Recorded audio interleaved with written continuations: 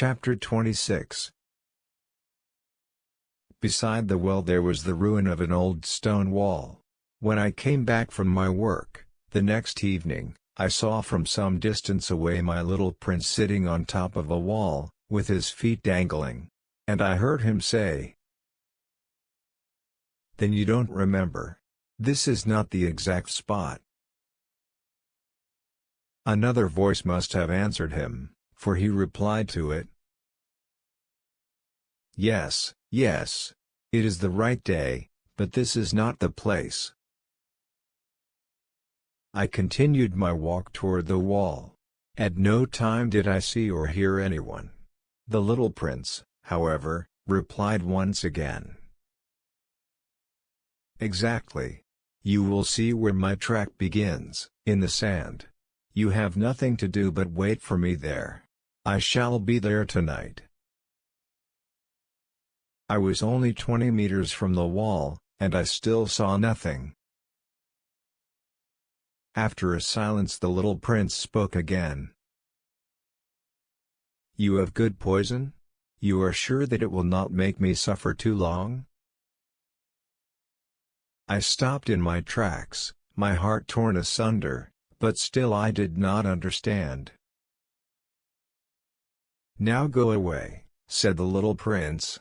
"I want to get down from the wall." I dropped my eyes, then, to the foot of the wall, and I leapt into the air. There before me, facing the little prince, was one of those yellow snakes that take just 30 seconds to bring your life to an end. Even as I was digging into my pocket to get out my revolver I made a running step back.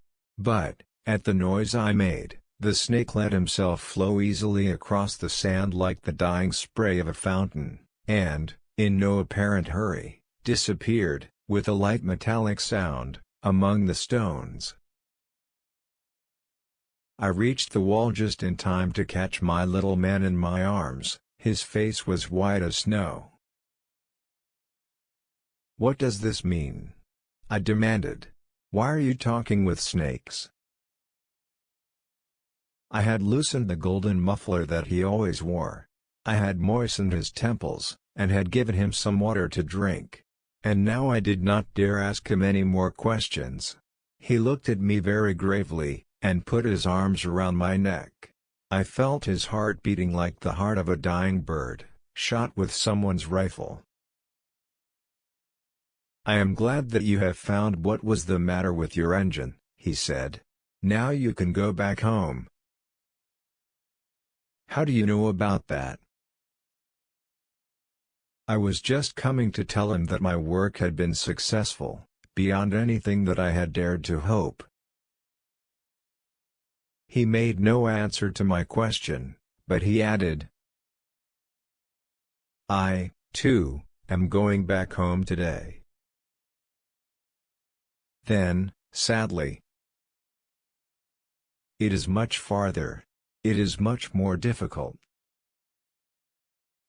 I realized clearly that something extraordinary was happening. I was holding him close in my arms as if he were a little child, and yet it seemed to me that he was rushing headlong toward an abyss from which I could do nothing to restrain him. His look was very serious, like someone lost far away.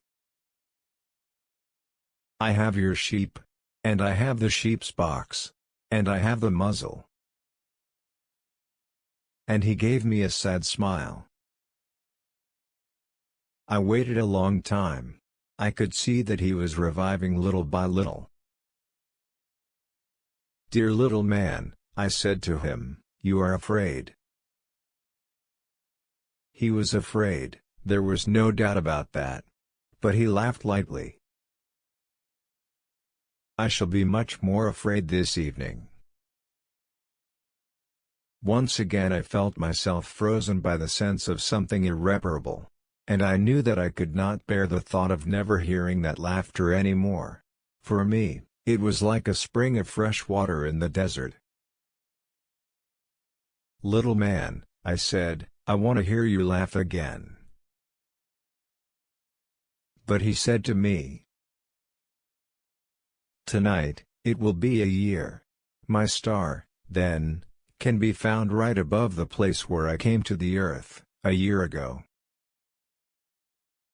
Little man, I said, tell me that it is only a bad dream, this affair of the snake, and the meeting place, and the star. But he did not answer my plea. He said to me, instead, the thing that is important is the thing that is not seen. Yes, I know. It is just as it is with the flower. If you love a flower that lives on a star, it is sweet to look at the sky at night. All the stars are abloom with flowers. Yes, I know. It is just as it is with the water. Because of the pulley, and the rope, what you gave me to drink was like music. You remember, how good it was. Yes, I know. And at night you will look up at the stars. Where I live everything is so small that I cannot show you where my star is to be found. It is better, like that. My star will just be one of the stars, for you. And so you will love to watch all the stars in the heavens. They will all be your friends. And, besides, I am going to make you a present. He laughed again. Ah, little prince, dear little prince. I love to hear that laughter. That is my present. Just that. It will be as it was when we drank the water. What are you trying to say? All men have the stars, he answered, but they are not the same things for different people. For some, who are travelers, the stars are guides. For others they are no more than little lights in the sky. For others, who are scholars, they are problems. For my businessmen they were wealth. But all these stars are silent. You alone, will have the stars as no one else has them. What are you trying to say? In one of the stars we be living. In one of them I shall be laughing. And so it will be as if all the stars were laughing, when you look at the sky at night. You, only you, will have stars that can laugh. And he laughed again.